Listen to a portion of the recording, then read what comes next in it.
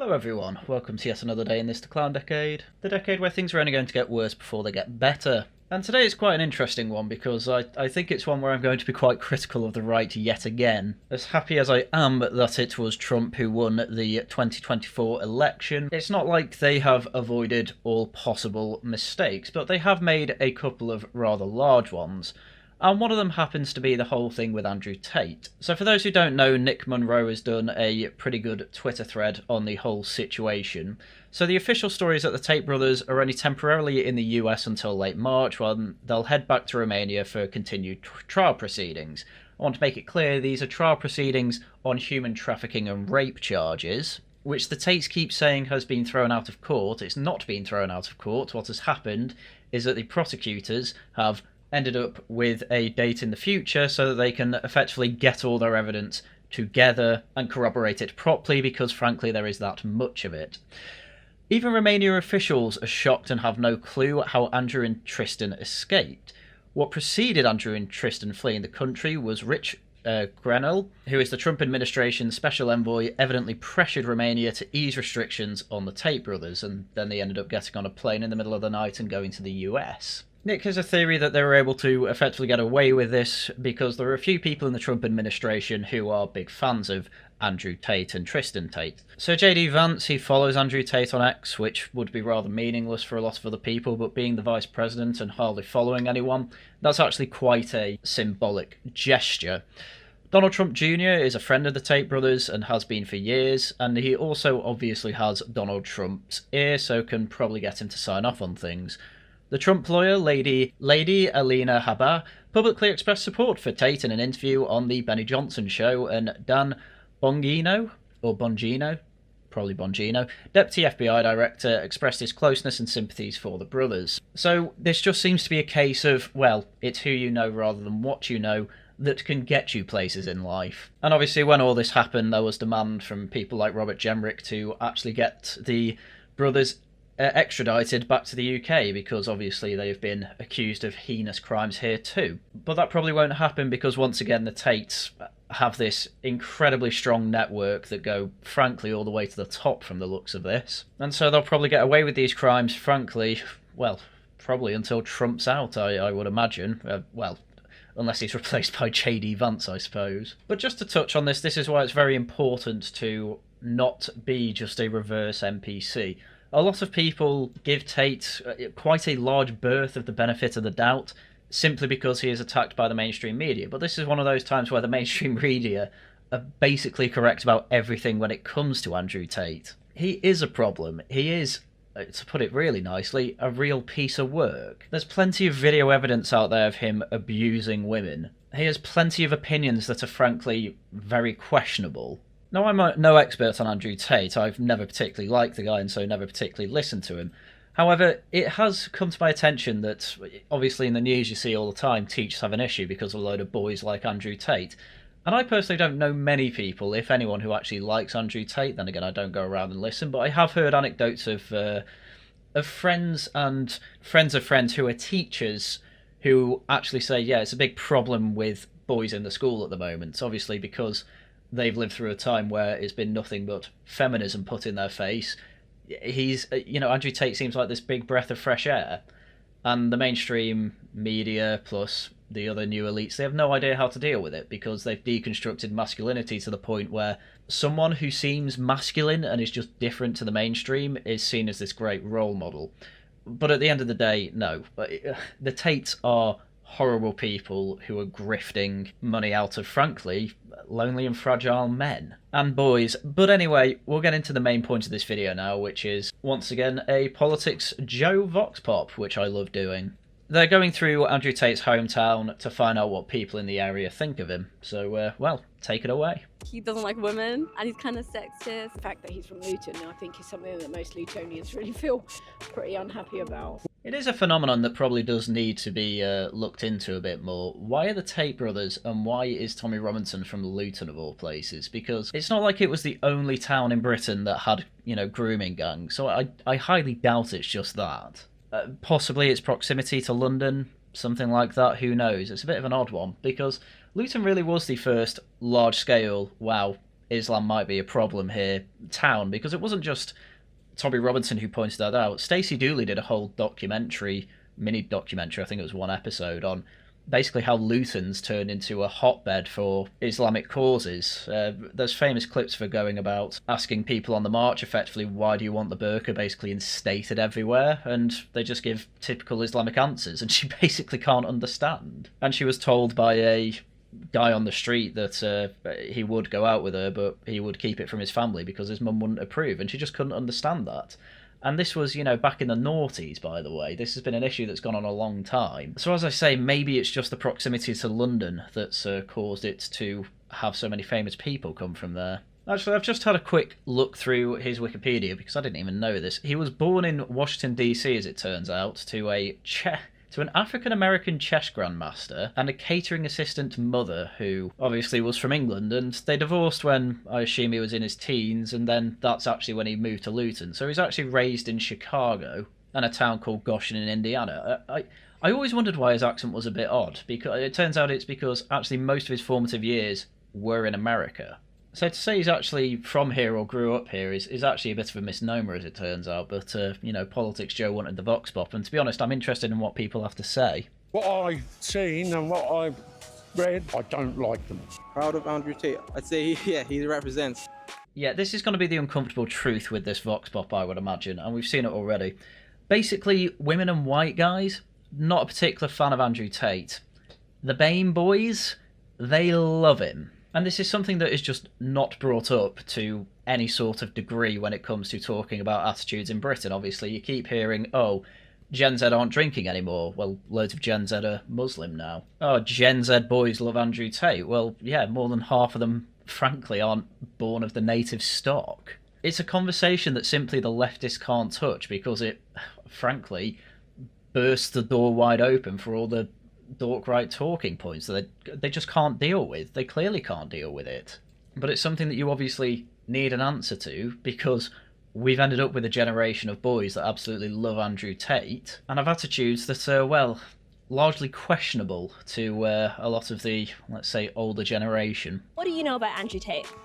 Big celebrity, multi-millionaire, former kickboxer from Storm Gym in Luton. See, this kid's just a fan of him. He's just a fan of him, and he will buy into the whole nonsense of, oh, I've not done anything wrong, the mainstream just want to take me down, that's why they want me extradited to the UK and on trial in Romania.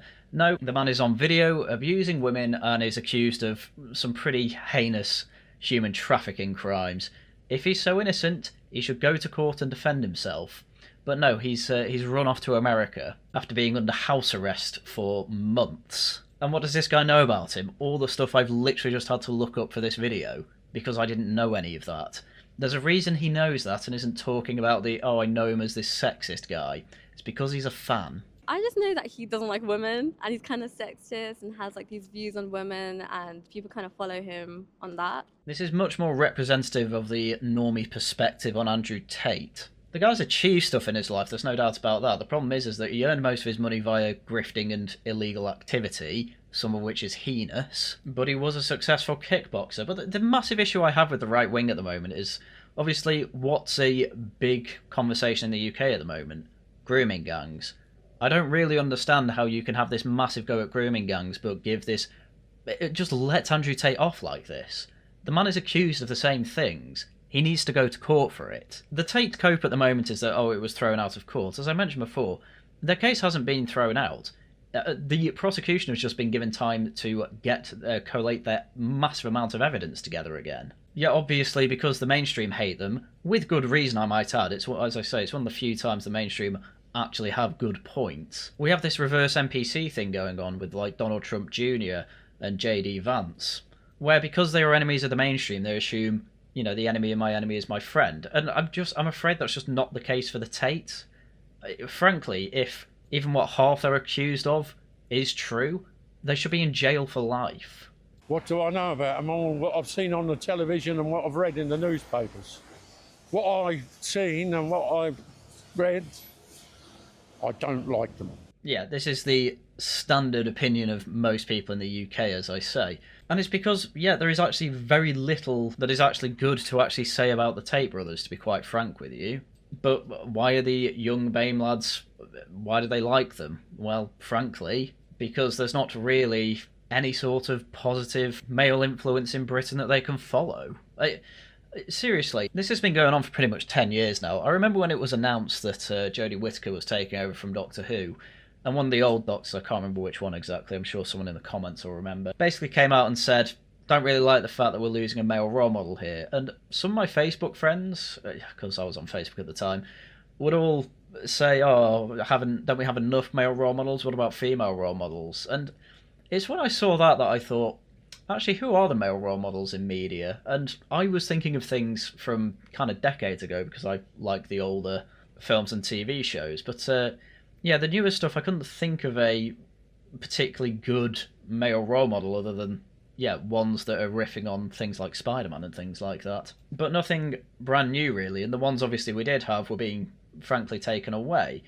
And it's just an anecdote from the wider societal issue, which is, what are men actually supposed to do in the modern age? Like, through evolutionary pressures, we have effectively been designed to be testosterone monsters to an extent, where we sacrifice ourselves for our family and community when we have to, and when we don't have to do that, we're more the, frankly, physical labourers. And in some cases, you can, frankly, I mean, I do this, you can alternate that with large amounts of brain power, but obviously not everyone can do that. So what are they supposed to do? Well, they're being replaced with automation in a lot of places. It's hard to say, really, isn't it? And this is why Andrew Tate so just revolt against all this modern stuff. It's all they need. It's all they want. Therefore, everyone else is lying about him because he wants them destroyed. I can understand the logic, but it's very faulty. Why is that? Well, because of their view, which is totally different from mine. I highly doubt in this Vox Pop you're going to get particularly detailed explanations of what the Tates actually think, because most of these people will just read headlines and leave it there. Unfortunately, I'm not really going to be able to give you too much more than that, because I barely watch the Tate brothers. As I say, just keep watching, because I really think it is going to be a pattern. The only people who will say positive things about the Tates are probably going to be BAME boys. I've known a lot of these controversies, and I mean, he had like some good points, but most of the time it was just like not in the right mind. I'd be very interested to hear what she thinks his good points are, because I'm not entirely of the mindset he has absolutely nothing to add, but saying some good points may mean, oh, I heard something he said about prisoners being let out and it shouldn't happen. I don't know, I'm thinking of an example because I don't know enough about Andrew Tate, but I'm kind of hoping anyone knows any detail on Andrew Tate. That's another interesting thing about this. Does anyone know any detail about him? What do you think are his good points and what do you think are his bad points?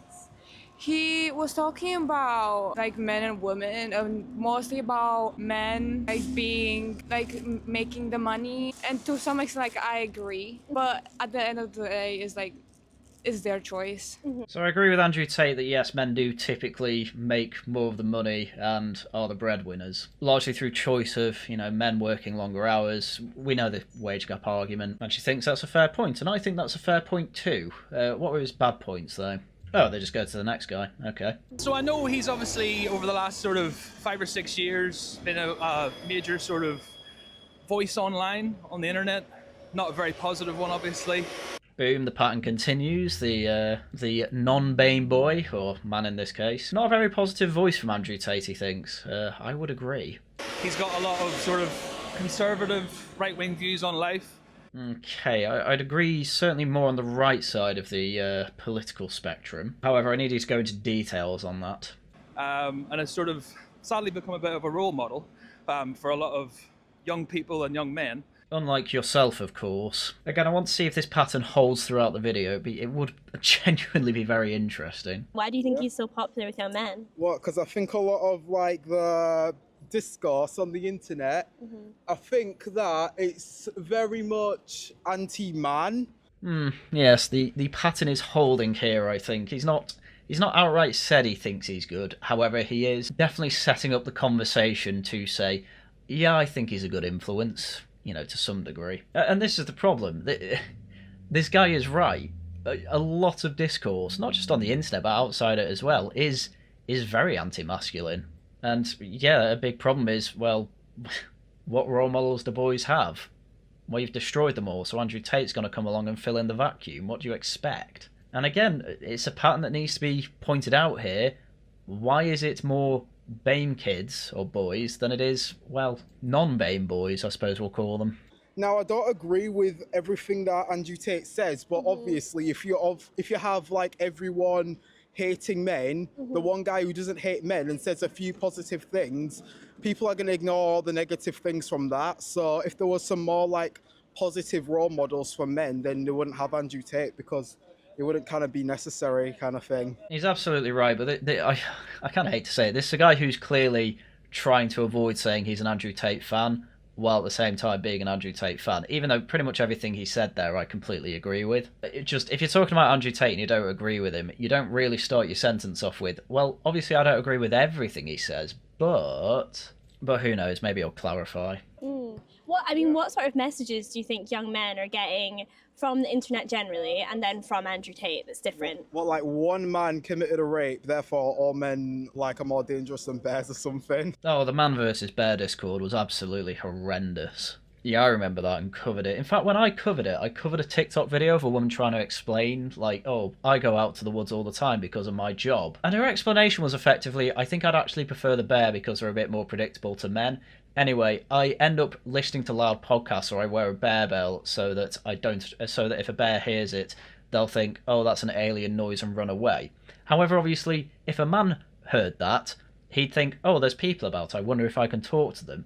So even from her revealed preferences, it was clear that it was man to bear, but it was just clearly feminist virtue signalling from a lot of people on TikTok and Twitter. And getting that point across to these feminists it was a massive pain. And it's kind of like, of course men are going to feel rejected as an entire class of people if all they are hearing from these feminists and women and male feminists as well. I'd rather risk being mauled to death in the woods than think that I would genuinely be safe with a man in the middle of the woods. Yes, some men are terrible people. I would put Andrew Tate in that category. But as the kid said, he probably thinks he's the type of guy that would actually protect the woman that they see in the woods. As most men would. Most men want to be protectors. They don't want to do these immoral to outright evil things. But decades of feminist, frankly, propaganda, non-stop by the way, has effectively turned the culture into effectively a man-hating one. And so no wonder a lot of young men are disengaging and then going lightning rodding around the biggest dissident voice that they can find, which is Andrew Tate, which should show you how much you have failed boys, but that's just not how the mainstream have been taking it. Why do you think he's so appealing to so many young boys? I think maybe that there's a bit of an issue with a lot of boys not really knowing their place in the world, and it kind of fills that gap for them. It's so fun.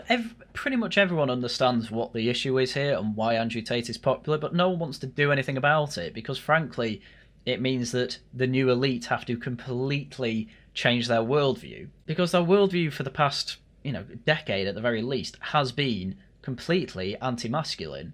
Okay, well, the first masculine figure that comes along and is high profile, of course the boys are going to lightning rod around him. What do you expect? Most of the time it's just like very young men, and he like appears everywhere. He's like very popular, and young men are very like influential. Like they don't really think for themselves. It's quite harsh, but it is true.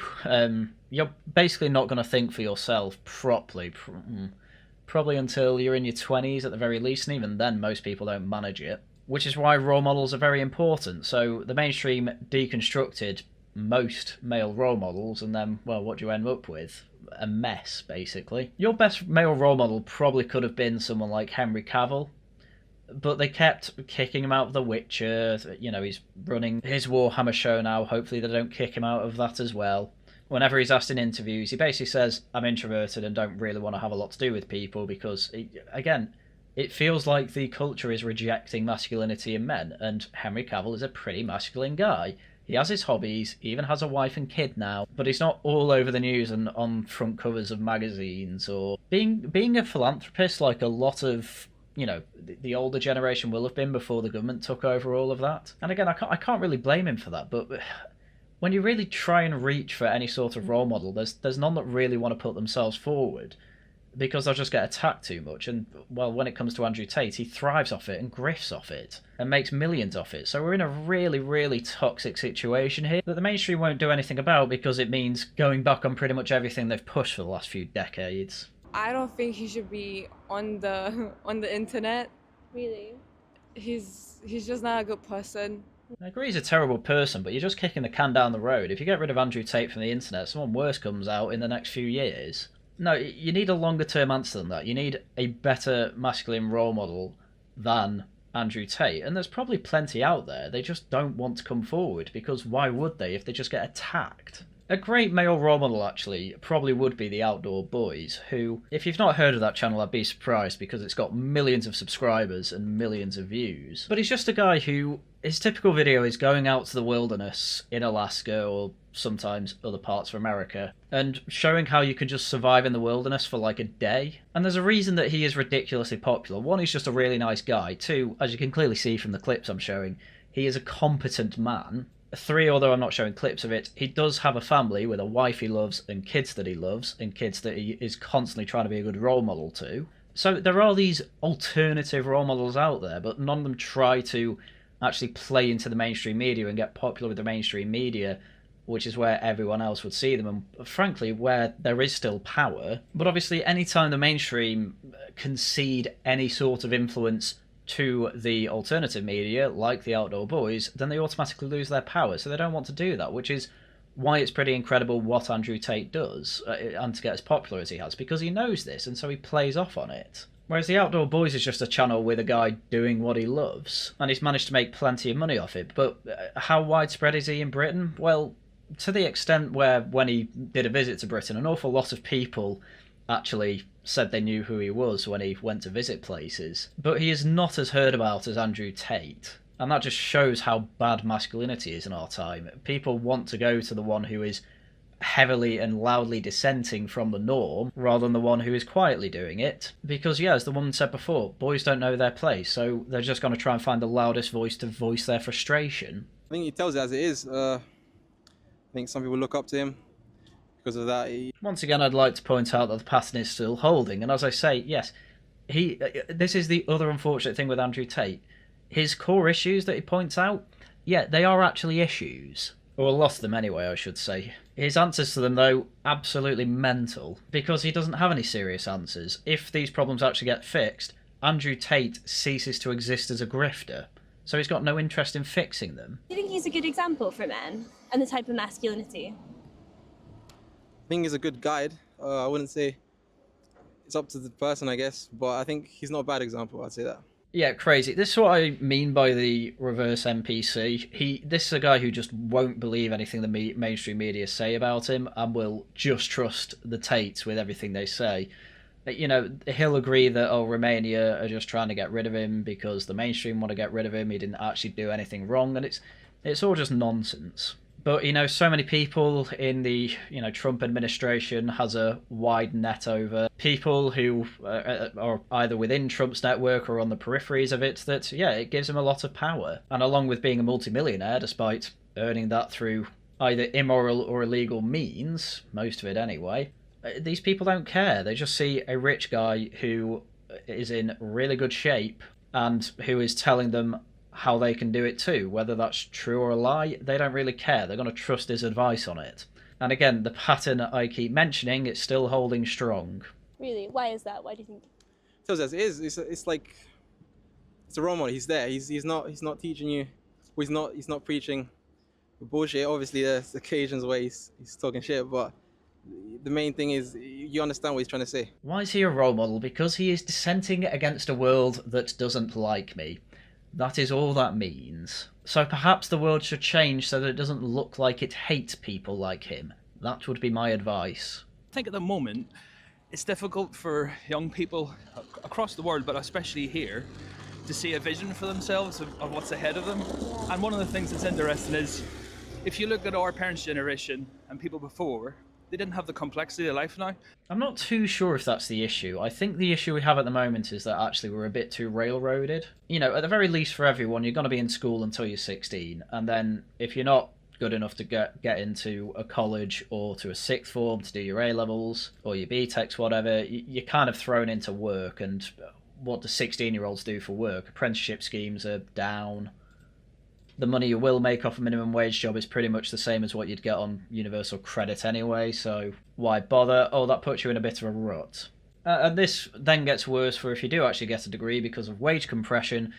Earning on minimum wage jobs are not too far off grad schemes that you would get, and trust me, grad schemes are harder. So then you just feel terrible having gone through all that, and, well, then being given a rather large student loan, which you obviously have to pay off via your income, and so with that wage compression on top, you are, in some cases, actually earning less than your minimum wage counterparts. And obviously, where are all the younger people getting their news from these days? Well, it's from Twitter and TikTok. Who's talking about these things? Twitter and TikTok. What vision of the future do they have? One that looks remarkably like nothing's going to go well for them. On top of that, if you're BAME as well, you're constantly told that this is a racist country.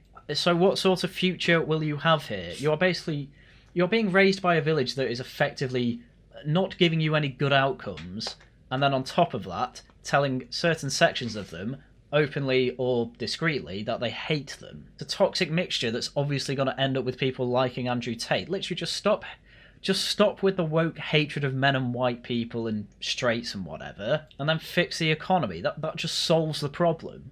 But nobody wants to do that because we're a boomer life support country, effectively. They didn't have the internet, they didn't have social media.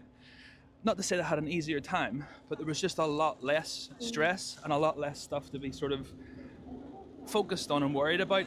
Yeah, there was certainly less of a spread of information, and it was much easier to control because most of it went through newspapers and obviously the television. But again, I don't think the answer is effectively to ban the internet or have Ofcom control it. I think the simpler answer is simply to actually deal with the issues that are being brought up all the time. I mean, you know, I kind of hate to put it this way, but Weimar Germany had an awful lot of issues that they couldn't exactly hide. It is now even harder to hide issues. People in Weimar Germany either went, well, to the Nazi side or the communist side. It's typically what's happening with young people today, except it's quite clearly happening on gender terms. I think it's because they haven't experienced life in a certain way, so they still have a long way to go. I mean, there is definitely a common theme here that everyone's agreeing on. Young men just don't know what they're supposed to do anymore. Again, stories of my dad growing up, it was basically just do your schoolwork and you'll get a job. It was assumed that the same thing would happen for my generation, and it basically didn't. I'm in a lucky position where I actually managed to get that job, and I ended up getting it via working 60 hours a week pretty much for a year. Now, I put that complaint to my dad, and my dad would then reply to me, oh, I used to drive 2 hours a day to my place of work for 2 years so that I could support the family. And it kind of pulls the rug from, oh, everyone had it easier as a boomer. I don't actually necessarily think it's true. I think what's happened here is that a lot of young people have been oversold a future that would be better, and the future isn't getting particularly better, though it is probably better than the 70s, let's say. And two, the future we were sold basically isn't being seen, which is effectively that you will have safe and clean streets and a decent job to go to and enough money to support a family. Barely anyone under the age of 30 actually feels that way. So they feel like I think they still have to be molded in a certain way. Having someone so popular saying these things and not being stopped, maybe they will think that that's maybe it's true. Well, it is definitely an issue, and don't get me wrong, I have not done my part in trying to actually counteract Andrew Tate's nonsense, but the thing is that the right wing isn't, because there's still too much nonsense in the mainstream that's influencing too much else. I think a main reason that a lot of right-wingers aren't trying to directly address Andrew Tate is because a lot of, especially online and mainstream right-wingers, actually just have alternative answers to the same issues that he's bringing up. The problem we have at the moment is that the new American right is largely on board with Andrew Tate from the looks of the way things are going. That is a good news. But I think this is one of those things that's going to auto-correct itself in the future, especially as the right wing keeps winning. There'll just be less need for Andrew Tate as the right wing keeps winning. Because, as I say, he's got no interest in answers, he only has interest in pointing out problems. Well, he's just going to seem ridiculous if he starts pointing out problems to solutions that the right wing are bringing forward and actually work. if they actually work, I should say. What do you think it would be like if Andrew Tate was advising President Trump in the White House? I think that's a really scary situation. Well, he's as bad as them, though, isn't he? But then again, you better not put this on the telly because he might find out where I live. I mean, I largely agree with them both. Andrew Tate should absolutely not be advising this administration because, as I say, he's got no interest in actually making things better because his grift comes from keeping things bad. But the guy's saying that the US administration is as bad as him. They're nowhere near as bad as him. But this is the problem, because they've all been put in the same category, they all have assumed they're in the same category. And as I say, this is just reverse NPCing. Oh, we've been put in the same category, we must be the same and aligned. No, I will never buy that argument. The enemy of my enemy is not necessarily my friend, and you should never treat that as being the case. Always be sceptical of people that aren't already your friends when it comes to politics especially. It would be interesting. I think I wouldn't be surprised if him and Donald Trump had the same perspectives of how things should be. I ultimately think that this is going to be a bit of a Nick Fuentes, Kanye West type thing when he goes over there. I think he's going to go over there, he's going to make a whole load of gaffes. I think it's going to come out that, you know, he probably should actually be extradited to the UK and go back to Romania. And then, effectively, it'll be one of the things that the Trump administration pretends never happens. I hope it'll be that way. Unfortunately, I think Andrew Tate is probably a little bit too good at avoiding criticism and saying things that are really stupid when they actually matter. Do you think that Luton's proud of Andrew Tate? Oh, that's a difficult question because I know he's from Luton. I think some men who have similar views to him, they are very proud because, like, look, he's so big, he's so popular. But I think some people who don't have the same views as him, they're not proud of him. Bit of an obvious observation, that, but I will say that I think so far there's only been 2 men who are actually positive of him, and yes, they were both young men and BAME. Do you think Andrew Tate makes Luton proud? Hopefully not. Like I say, I'm born and raised Lutonian. You know, it's my hometown. I love it here. Certainly, Luton has got kind of a reputation.